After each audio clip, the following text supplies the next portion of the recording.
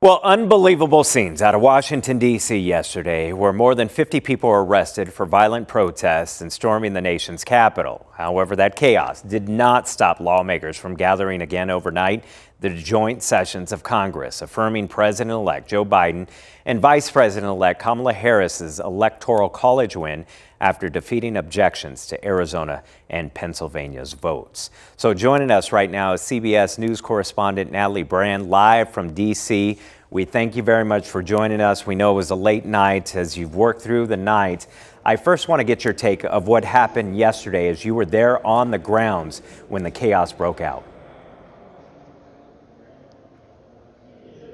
Good morning, Javier. And as you know, it was during the debate over that initial objection to Arizona's electors when the chaos began to unfold. I am standing in the Russell Senate building, and there's a window not far from me right now that overlooks the U.S. Capitol building. So yesterday afternoon, around 2 o'clock Eastern time, we saw the crowds begin to swarm the Capitol complex. They grew in size, and grew rowdier. And then we got word that some of them were actually inside the Capitol building, had breached the chambers, were in congressional offices. That building went on lockdown. Lawmakers forced to scramble to safety along with journalists. The announcements that we could hear were terrifying. And so I can't even imagine what it was like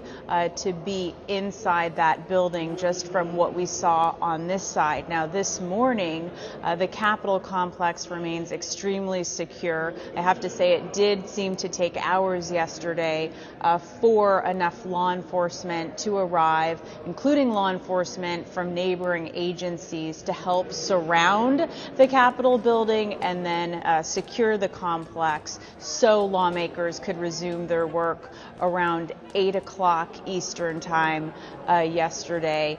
But the mayor, as you've been reporting, has now extended this public emergency order, signaling that she is concerned about the potential for more violence and unrest through Inauguration Day. I know since last night we've seen a slew of resignations and a lot of talk this morning about how many other people might step down from the Trump administration. What are you hearing there on the ground level?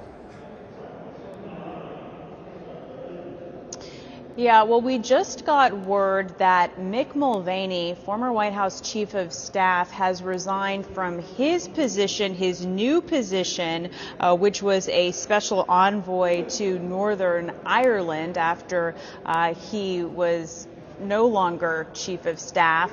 So he is the latest to step down. But this really follows word yesterday that Stephanie Grisham, who's a familiar name in Arizona, a former spokesperson to Arizona GOP politicians, that she was going to resign from her role as the First Lady's chief of staff. She has been, as you probably know, a loyal supporter of the president since his campaign in 2016. And so that was big news. And sources told CBS that it was in part because of the violent protests. After Grisham announced her resignation, we saw a couple of others, including a deputy national security advisor. So this could continue, and we'll have to see what unfolds in the coming days and couple of weeks through the end of this administration.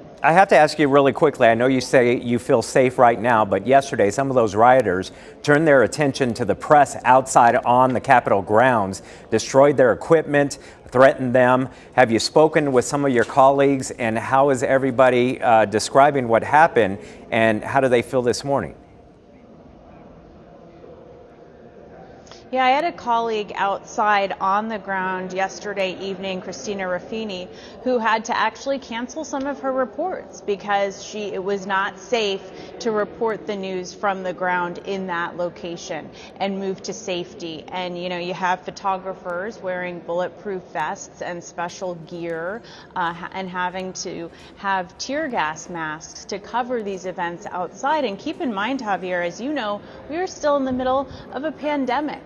And so that is another health concern when covering this situation. And so again, it just becomes terrifying to see this unfold and to be in that type of situation, which we know that we have, as reporters, we have been in over the past few months after a year of big demonstrations. Well, keep doing your amazing work. We are all proud of you here at 3TV, a former colleague of ours, and we pray for your safety. Thank you, Natalie.